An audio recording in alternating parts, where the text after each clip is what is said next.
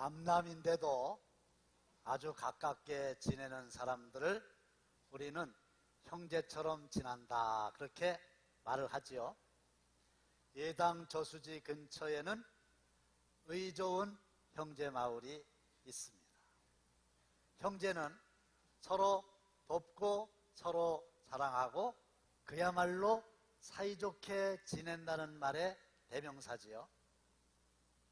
보라, 형제가 연합하여 동거함이 어찌 그리 선하고 아름다운고. 연합이라고 하는 말은 마음도 생각도 하나가 된다는 뜻이고, 동거라고 하는 말은 만나면 반갑고 헤어지면 아쉬워서 늘 함께 있기를 원한다는 건데, 그런 모습을 보는 주위 사람들은 그게 얼마나 선하고 그게 얼마나 아름다우냐, 이렇게 하면서 감동받고 만족한다는 거지. 그런데 이 형제가 서로 연합하고 동거함이 정말로 선하고 아름답다, 이것을 보여줄 수 있는 공동체가 두 군데가 있으니, 하나는 여러분들의 가정이요, 또 하나는 우리가 섬기는 교회인 줄로 믿으시기를 주님의 이름으로 축원합니다. 그리고 여러분들의 가정과 우리 교회가 서로 이렇게 연합하고 동거하여 보기에 선하고 아름다운 역사가 일어나게 되시기를 다시 한번 주님의 이름으로 축원합니다. 문제는 성경에 나오는 형제들이 그렇게 화목하지를 못했어요. 최초의 형제가 누굴까요? 형은 가인이고 동생은 아벨입니다. 우리 인류 역사상 최초의 형제예요. 근데 이 형제 사이가 어떻게 됐어요? 유감스럽게도 형인 가인이 동생인 아벨을 들판에서 돌로 때려 죽였어요. 최초의 형제가 화목하기는커녕 살인을 저지르고 말았다는 거예요. 믿음의 조상 아브라함의 두 아들이 있어요. 이삭과 이스마엘입니다. 거기는 화목했나요? 아니에요. 지금도 중동에서는 이삭과 이스마엘의 후예들이 싸우고 있습니다. 이삭의 두 아들이 에서와 야곱인데 화목했나요? 속고 속이고 도망가고.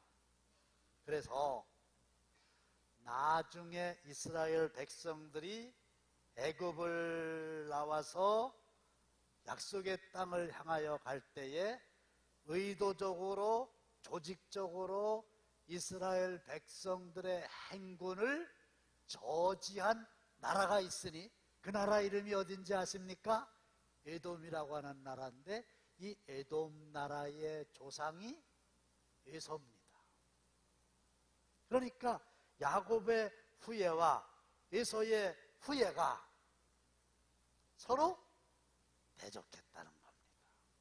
그러면 오늘 본문에 나오는 야곱과 그의 형제들과의 사이는 좋았나요? 천만에 아주 사이가 안 좋았습니다. 다시 한번 권하기는 쉽지 않지만 여러분들의 가정과 우리의 교회가, 형제가 서로 연합하여 동거함으로 하나님 보시기에 선하고 아름다운 공동체가 되시기를 주님의 이름으로 축원합니다. 이게 잘 안 되는 이유가 있어요. 왜 그러냐? 살다 보면 마음의 상처를 입히게 되고 마음의 상처를 입게 됩니다. 마음의 상처가 뭐냐? 어릴 적에 권위자의 말이나 행동 때문에 속이 많이 상하는 거예요. 그리고 그게 잊혀지지를 않아요. 그래서 어떤 계제에 이상한 행동을 하게 되는 겁니다. 왜 그럴까요? 마음의 상처가 치유되지 못해서 그런 겁니다. 마음의 상처가 치유되지 못했을 때의 증상이 어떻게 나타나는가?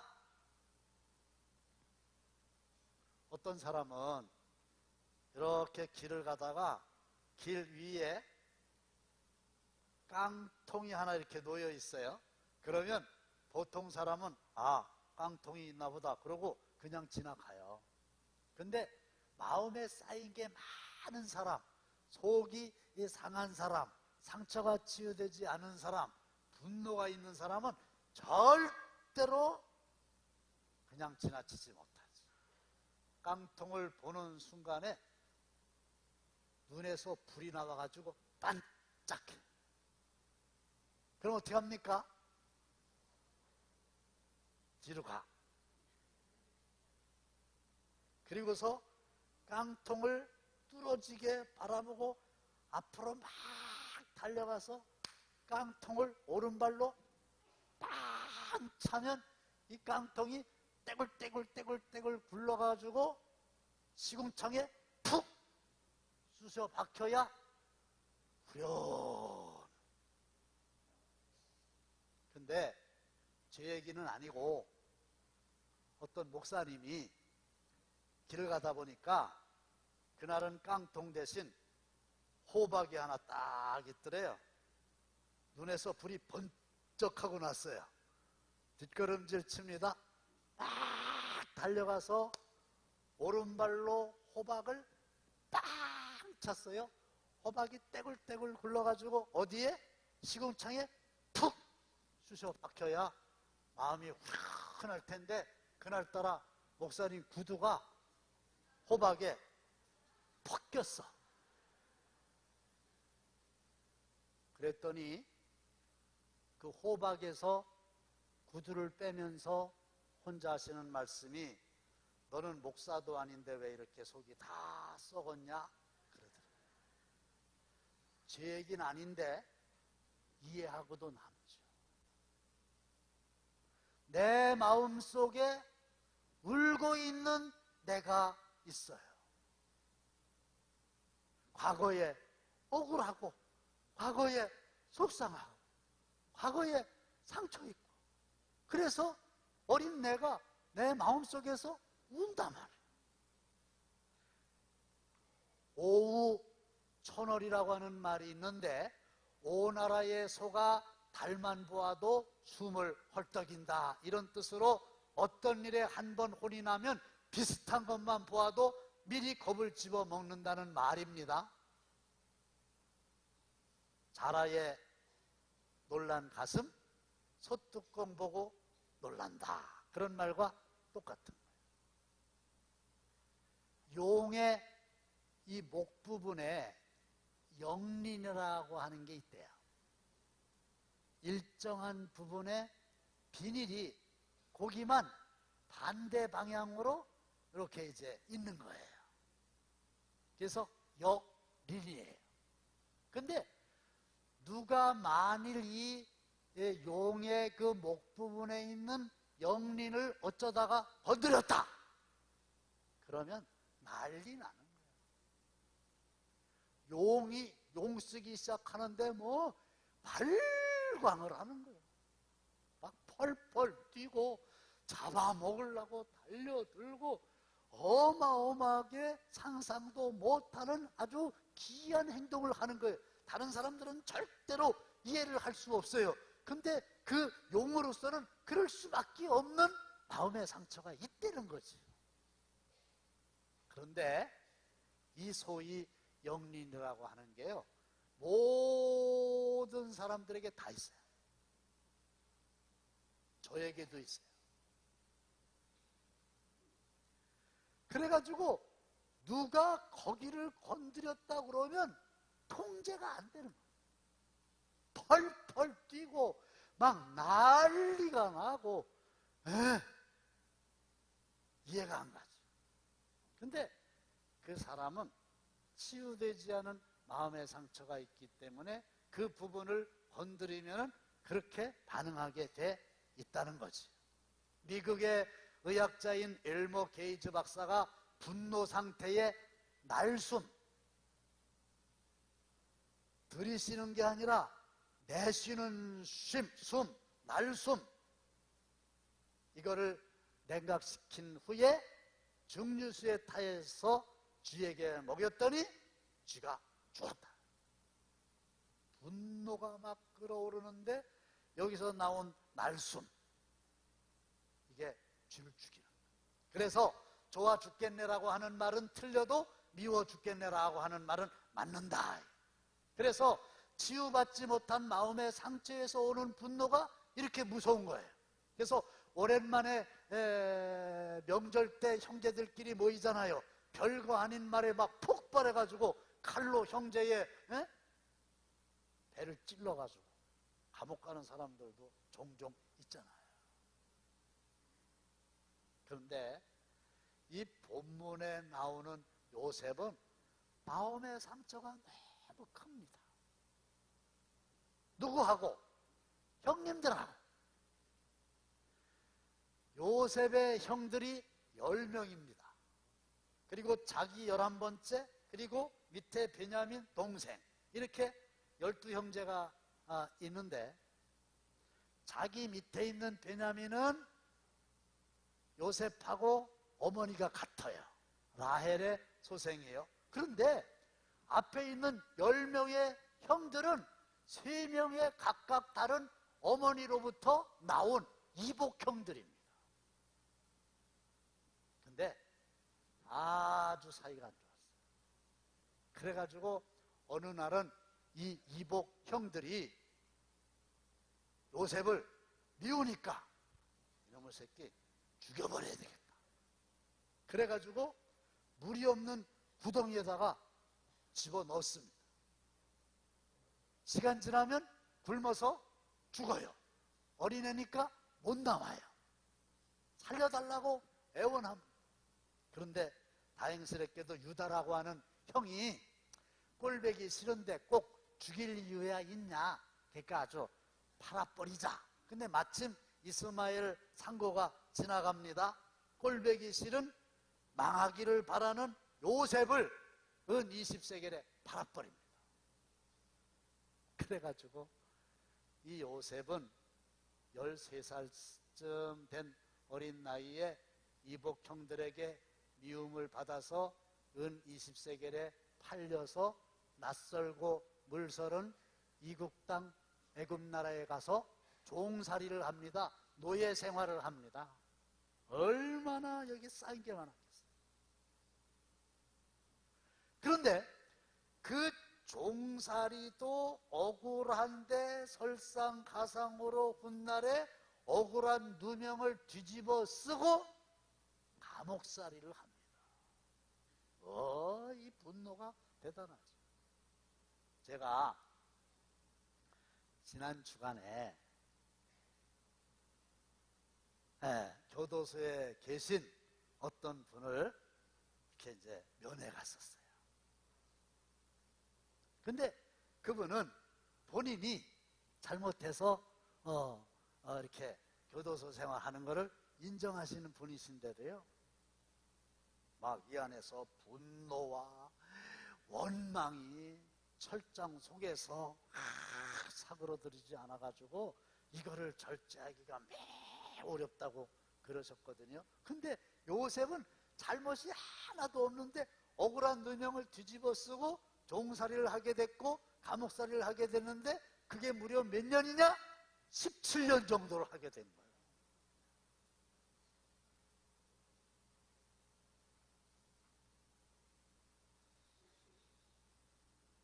그러니 이 마음의 상처가 얼마나 컸겠어요. 그리고 시간이 많이 지나가지고 여러분들이 잘 아시는 대로 이 요셉이 애굽 나라의 복음 수레를 타는 국무총리가 됩니다. 그리고 자기를 해코지했던 이복 형들은 지금 벌벌 떨면서 요셉 앞에 엎드려서 저희들은 종입니다. 보살펴 주시기를 바랍니다. 그렇게 구걸합니다. 15절 한번 보실까요? 다 함께 시작.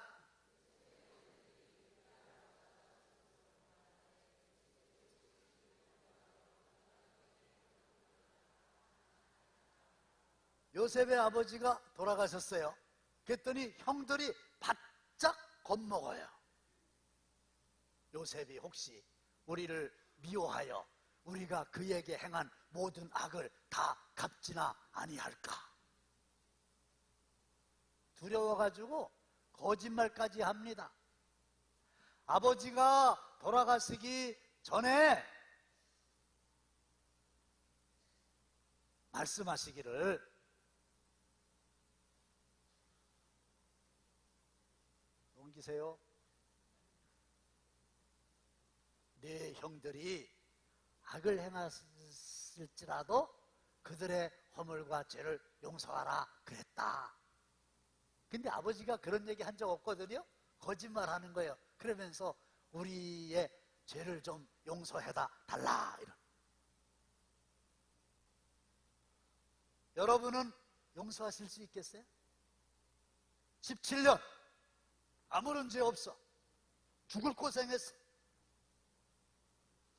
그랬는데요, 참 놀랍게도 예상을 깨고 이 요셉이 형들을 용서합니다. 요셉의 위대함이 어디에 있는가? 종살이 감옥살이를 했음에도 불구하고 복음 수레를 타는 국무총리가 됐던 게 위대한가? 아닙니다. 하나님으로부터 지혜를 얻어가지고 7년 흉년을 잘 극복한 게 위대한 건가? 아닙니다. 정말로 요셉이라고 하는 인물에게 있어서 가장 위대한 것은 그런 상황에서 자기들의 형제를 진심으로 용서했다는 사실이거든요. 이게 위대한 겁니다. 이게 대단한 겁니다. 인간의 힘으로 불가능한 겁니다. 그러면 어떻게 용서할 수 있었을까요? 한마디로 말씀드려서 하나님께서 요셉의 마음속에 있는 상처를 깨끗하게 치유해 주신 줄로 믿으시기를 주님의 이름으로 축원합니다. 우리 하나님은 마음이 상한 자를 고치시는 하나님이신 줄로 믿습니다. 나를 보내사 마음이 상한 자를 고치시며 그랬잖아요.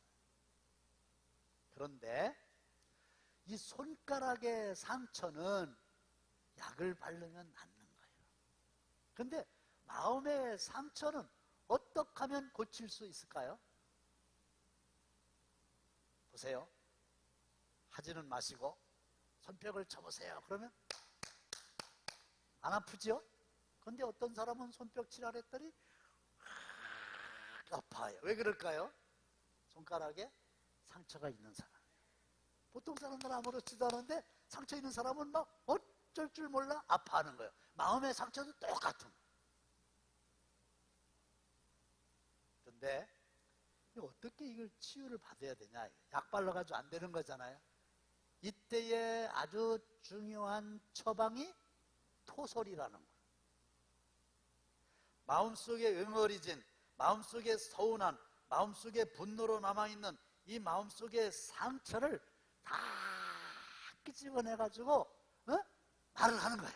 누구한테 말하는가?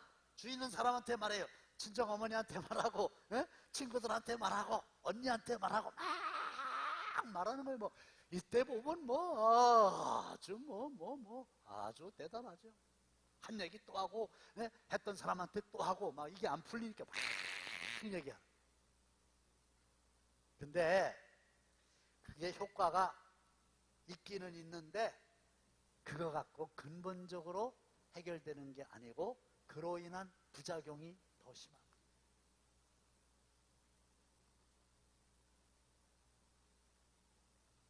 그런데 요셉은 그 형들 앞에서 그 상황 속에서 어떻게 했나? 17절은 다 함께 읽으셔야 됩니다. 시작. 요셉이 그들이 그에게 하는 말을 들을 때에 어떻게 했다고요? 이 울었다가요 굉장한 의미가 있는 말이에요. 성경을 보면은 그 용서해달라고 하는 형들에게 당신들이 형이야? 그럴 수가 있어? 당신들 때문에 내가 얼마나 죽을 뻔했는지 알아? 이런 소리 하나도 안 했어요. 그리고 울었다 그랬어요. 근데 이 이너 힐링, 내적 치유, 마음의 상처를 치유하는 그런 학문이 있어요. 그쪽에 있는 사람들이 볼 때 이 울었다고 하는 것은 뭐냐? 이 요셉이 사람 앞에, 형들 앞에 그런 그 마음에 있는 걸 다 쏟아놓으면서 흐느껴서 운 게 아니고 누구 앞에서? 하나님 아버지 앞에서 그냥 다 있는 것을 끄집어내면서 울게 된 거예요.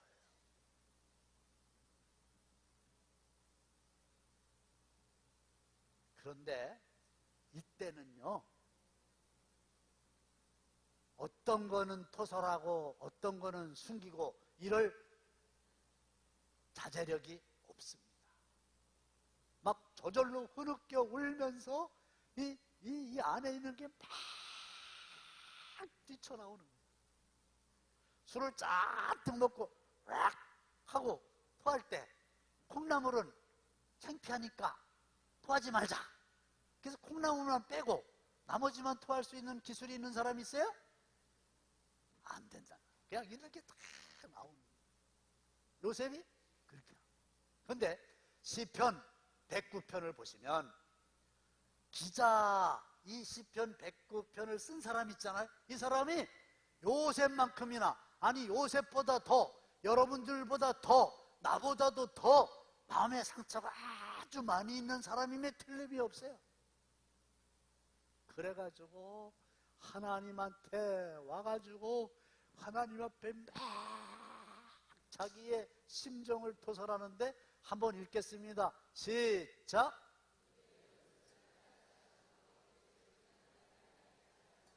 그냥 두세요. 그의 연수를 짧게 하시며, 이게 무슨 말일까요? 그가 누군지는 모르겠지만 하여간 누군가가 있는 건데, 하나님! 그의 연수를 짧게 하시며, 이건 성경적인 용어고, 연수를 짧게 하시며 이게 무슨 뜻일까요?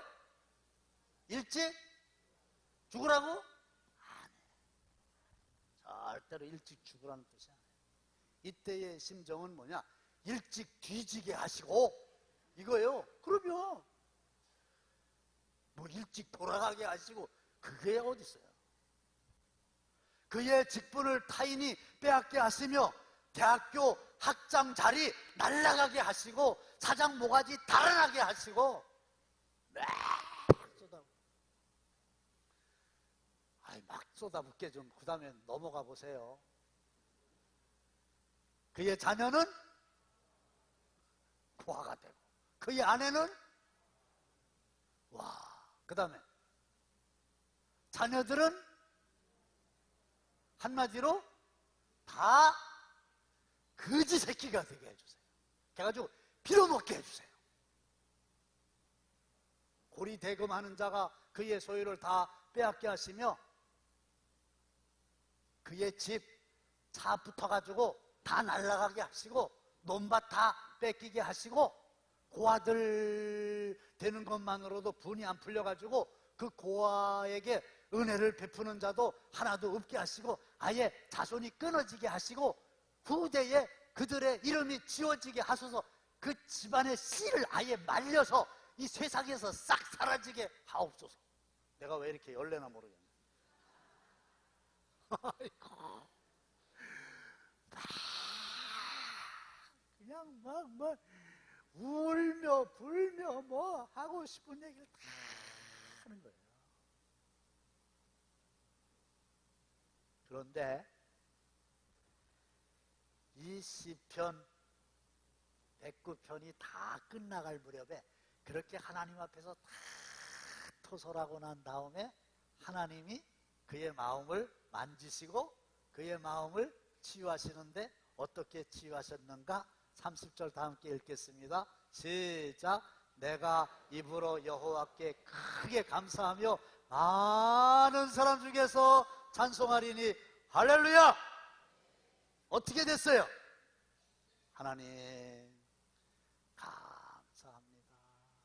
그러면서 그 막 토설하던 입에서 하나님을 찬송하는 찬송소리로 바뀌어진 거예요. 왜 이렇게 됐을까요? 하나님께서 그의 마음을 깨끗하게 치유해 주신 줄로 믿습니다. 그러니까 그 다음부터는 걱정할 게 없지. 완전히 이 요셉이 다른 사람이 되는 거예요. 19절 한번 보겠습니다.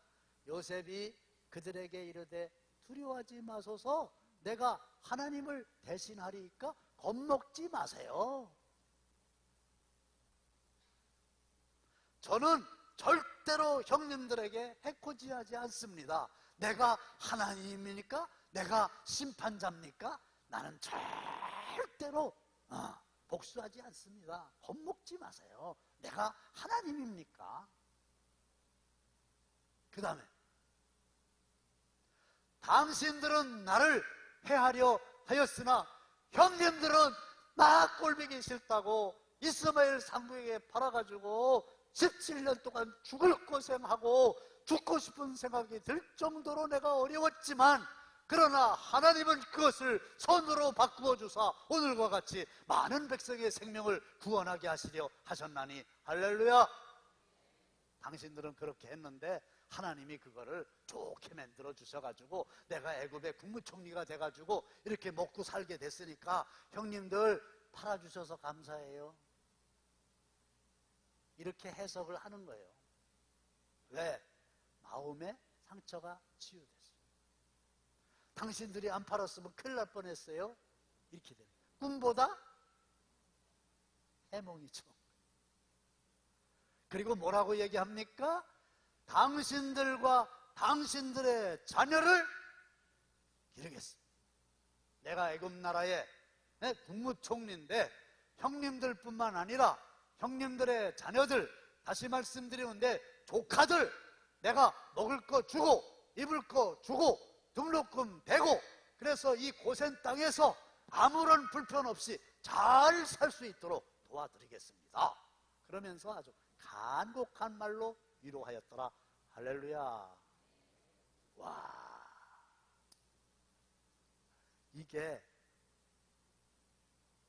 요셉의 위대함인데, 이거를 힘써가지고 노력해가지고 내 힘으로 내 능력으로 이렇게 할 수 있나? 죽었다 깨나도 못하는 거예요. 어떻게 그걸 합니까? 그런데 하나님께서 만져주시고 하나님께서 위로하시고 하나님께서 마음의 상처를 치유하시면 나도 그렇게 변화되는 기적을 맛보게 될 줄로 믿습니다. 그게 나에게 복인 거야. 형님들에게 복인 건 둘째고 나에게 복인 거예요. 왜 그런가? 이 사람이 꼴보기 싫은 사람이야. 이 사람한테 내가 상처를 많이 입었어. 보니까 벌써 배배 꼬였잖아, 그렇죠? 이렇게 딱 나타났어. 신경 쓰이죠. 일단 이렇게 해야죠. 꼴보기 싫으니까. 그리고 일로 오면 이쪽으로 하고 이쪽으로 오면 저쪽으로 하고. 그 사람이 일부 이런 얘기하면 안 되죠. 일부 참석한다면 나 2부 참석하고 안 마주치는 게 좋으니까. 그런데요, 그 자체가 신경 쓰이는 거고요, 그 자체가 내가 미움이라고 하는 감옥 속에 갇혀 있는 거거든요. 마음의 상처를 치유받으면 그 감옥에서 구원받게 되는 자유를 누리게 되는 줄로 있습니다. 그래서 잠언 17장 1절에 보시면 마른 떡 한 조각만 있고도 화목하는 것이 제육이 집에 가득하고도 다투는 것보다 나으니라.